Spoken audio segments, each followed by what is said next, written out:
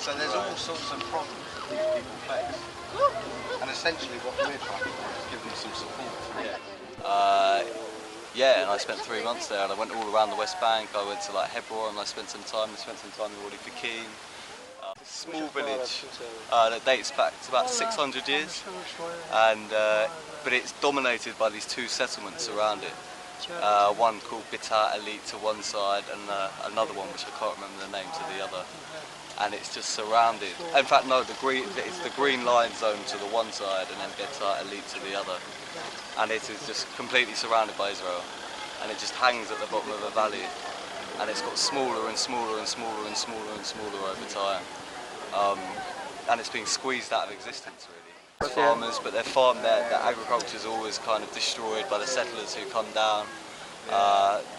A lot of the water resources are stolen by the nearby settlement of Elite. One school stands about 50 metres away from the nearest settlement. So as you're there, like they've been expanding this settlement for the last 20 years. And there's newly built settler houses, but they're uninhabited, set to be inhabited. And they literally stand barely 50 metres away from the nearest school. So all life is dominated. All life in Wadi Fuqeen by these settlers and the IDF and the flying checkpoints. As you kind of like in the evening, because I looked out, I stayed, there was a balcony at the house in the evening, and like there's not much electricity in Wadi Fuqeen, and so the whole village is kind of lit up by the surrounding settlements. Around it, literally the whole bit, so that is, and it just hangs at the bottom, so you just see this light over the top, and you're just at the bottom of this village being lit up by these settlements, essentially surrounded by the enemy. It's a frightening experience, and it's an experience that they must go through every single day. I can't even begin to imagine how hard life must be there. I met someone who lived in the village for nearly 100 years, he was 94.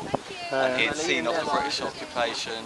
He had lived through the 1967 war when he was evacuated from his house, and he left for 2 years. And the Israelis said you can come back if you rebuild your home in 2 weeks, which he did, and he rebuilt this home in 2 weeks. I know.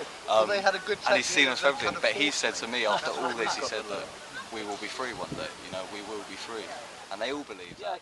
And it's just another open-air prison in the West Bank, like so many others. They're all kind of like that wherever you visit. Microcosm of Palestine, you just have to go there to kind of see what it's all about.